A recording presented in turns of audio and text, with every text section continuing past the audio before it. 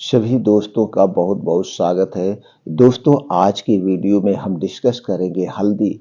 वही हल्दी जो आपके किचन में पाई जाती है, जिसे आप मसाले के तौर पर प्रयोग करते हैं। वो दोस्तों मसाला नहीं है, वो हमारी किचन की एक महा औषधि है, महा औषधि और बहुत ही गुणकारी है। अगर दोस्तों हल्दी को हम सही मात्रा में सही समय पर सेवन करें तो दोस्तों इसमें एक ऐसा तत्व पाया जाता है जिसे कहते हैं करक्यूमिन, जो कैंसर जैसे सेल को मारने की क्षमता रखता है। यानी कि कैंसर जैसी बीमारी से हमारे शरीर की सुरक्षा करता है। तो दोस्तों इसलिए आज ये वीडियो बहुत ही महत्वपूर्ण है। दोस्तों, जो जानकारी आपसे शेयर करेंगे, इस जानकारी को लास्ट तक सुनना।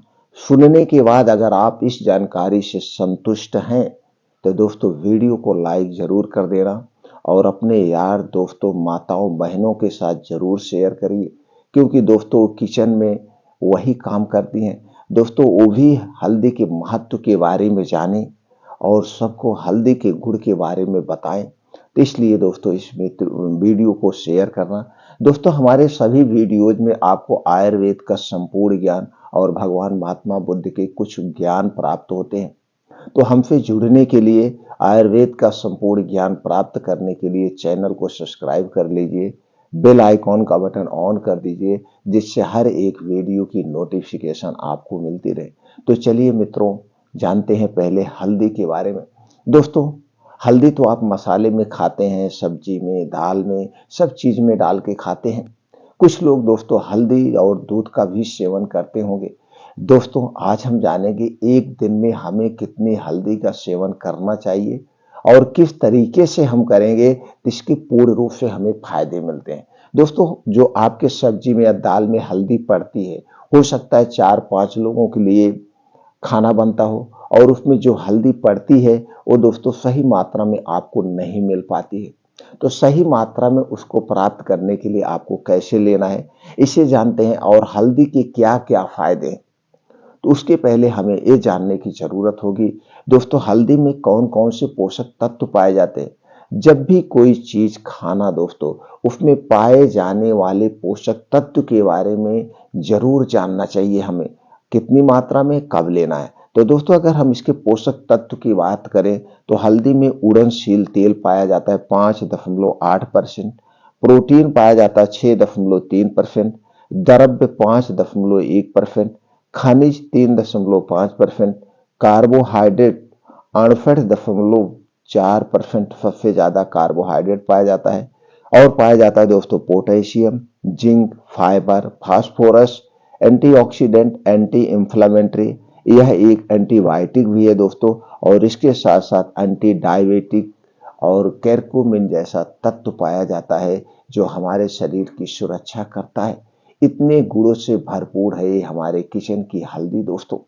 अब इसके हम फायदे की अगर बात करें तो यह ब्लड शुगर के स्तर को कम करने में मदद करती है, कोलेस्ट्रॉल को कंट्रोल करने में मदद करती है, सूजन को कम करती है। आप देखते होंगे दोस्तों आपके शरीर में कहीं ऐसे चोट लग गई या कोई चीज से चोट लग गए तो आप हल्दी दूध लेते हैं। और गांव में एक कहावत भी है, भैया हल्दी माठा पियत है या कहा चोट लगी बा, तो एक अलग ही भाषा है।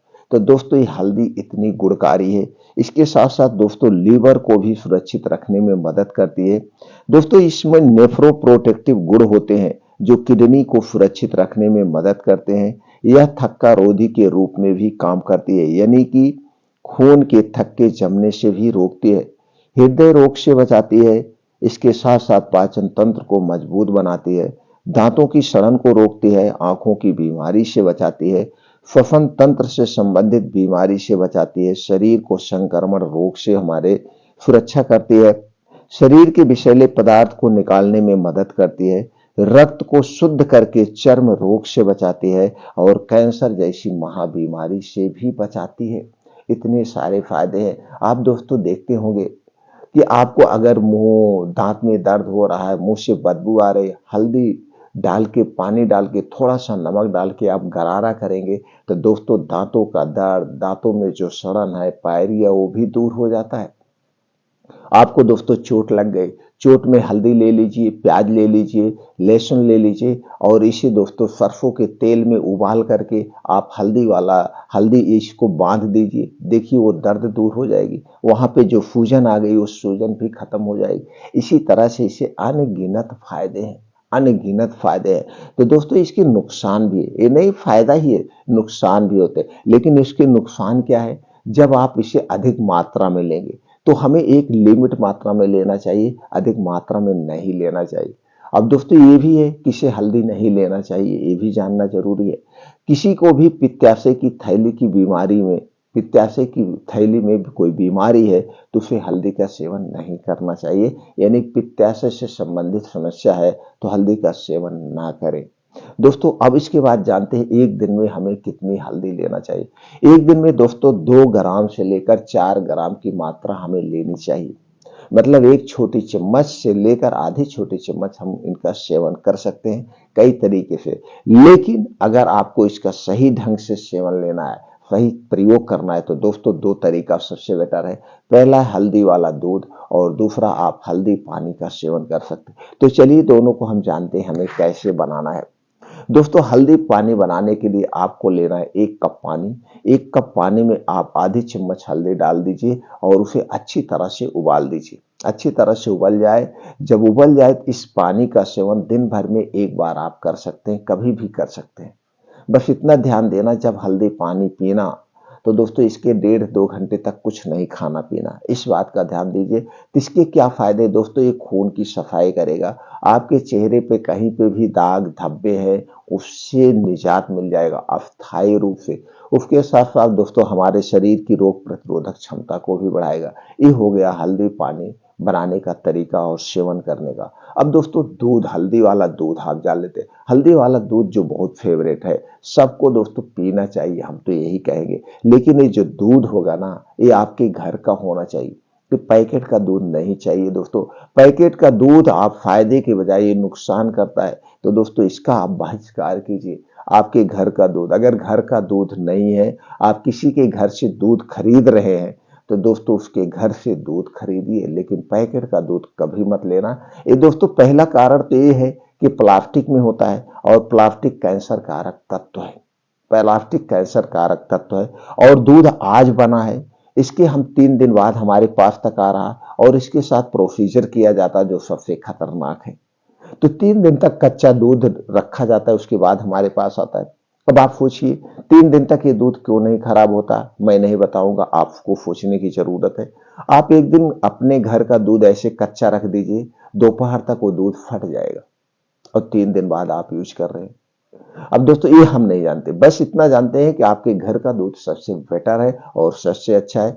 तो घर के दूध का सेवन करिए। वो भी 1 गिलास दूध लेना है आपको। 1 गिलास दूध में आपको दोस्तों आधा चम्मच हल्दी पाउडर डालना है और उस दूध को थोड़ा सा पका दीजिए, उबाल दीजिए, जिससे हल्दी पक जाए सही ढंग से। तब आप देखेंगे उसका कलर चेंज हो जाएगा और दूध वो देखने में बड़ा अच्छा लगने लगेगा।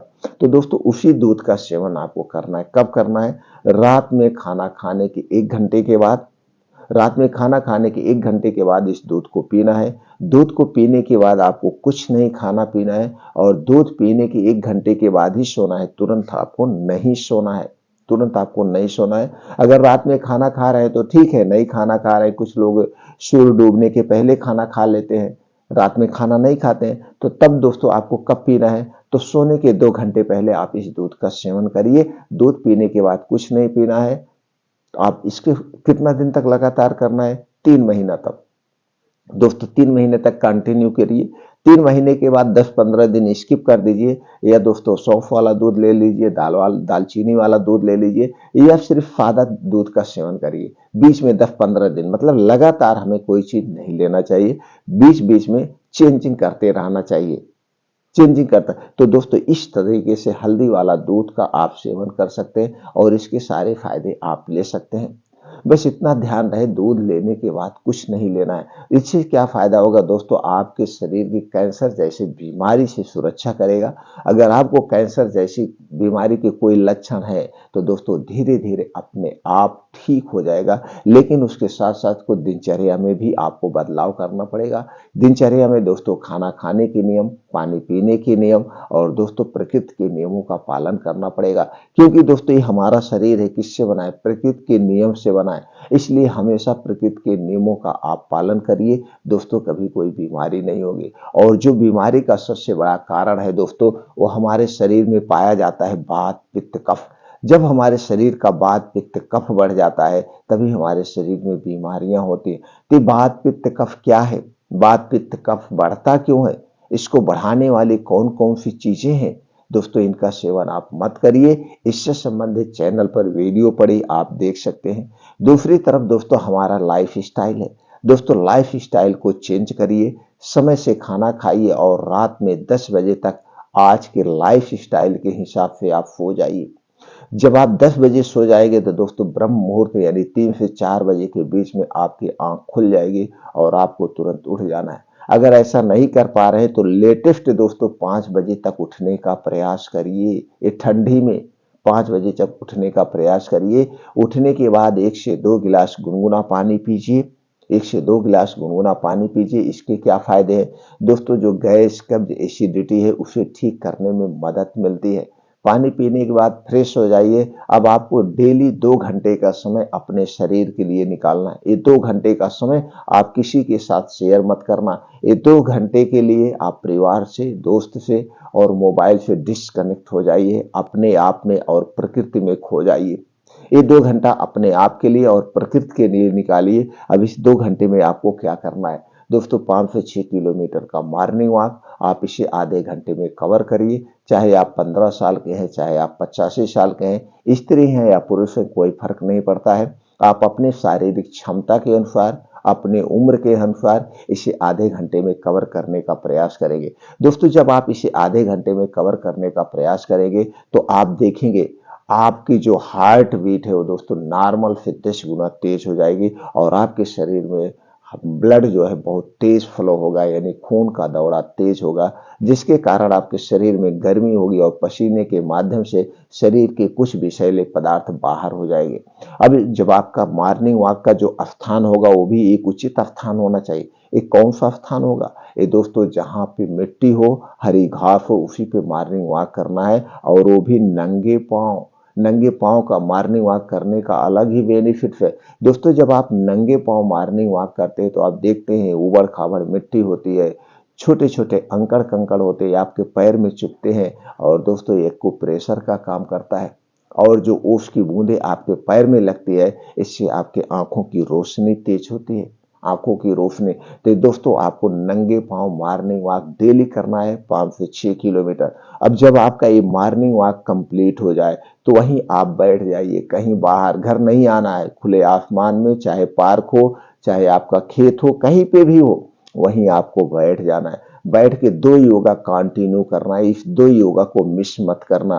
पहला योगा है नाड़ी शोधन योगा, जिसे हम आज की भाषा में अनुलोम विलोम कहते हैं। इसे आपको आधे घंटे कंटिन्यू करना है। इसके करने के क्या बेनिफिट है दोस्तों? आपके शरीर में कोने कोने तक ऑक्सीजन का संचार होता है और नसों की साफ सफाई हो जाती है। आपके शरीर की नसों में कहीं कोई रुकावट है तो दूर हो जाएगी, अगर नहीं है तो रुकावट नहीं आएगी। ऐसे इसके अनगिनत फायदे हैं। अब जब आपका अनुलोम विलोम कंप्लीट हो जाए तो वहीं बैठ के आपको दोस्तों 10 से 15 मिनट कपाल भाती करना है। कपाल भाती ये महायोग है दोस्तों, महायोग है। कपाल भात जरूर करिए दोस्तों। जब आप 10 से 15 मिनट कंटिन्यू कपाल भात करते हैं, इसके क्या बेनिफिट? आपको पाचन तंत्र से संबंधित, पेट से संबंधित कहीं कोई समस्या है वो समस्या दूर हो जाएगी, नहीं है तो नहीं होगी, हमारी ये गारंटी है। जितने भी रूल्स बता रहे हैं दोस्तों मैं फॉलो करता हूँ, आज से नहीं 2500 साल से फॉलो करता हूँ।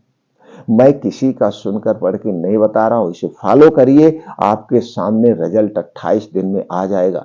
तो दोस्तों कपालभाति योग और ये अनुलोम विलोम इसे मिस मत करना। ये 2 योगा कंप्लीट के बाद आपके पास समय है तो वहीं बैठ के कुछ वज्रासन, शीर्षासन, सूर्य प्राणायाम ऐसे कुछ और आसन कर लीजिए। और लास्ट में आपको समय देना है 15 से 20 मिनट का समय ध्यान यानी मेडिटेशन करना है। अपने आप को, अपने अंदर की शक्तियों को जागृत करना है। तो दोस्तों मेडिटेशन करना मत भूलिएगा। इतने रूल को अगर आप फॉलो करें पूरी जिंदगी स्वस्थ व निरोग रहेंगे। दोस्तों फिर मिलते हैं अगले वीडियो में।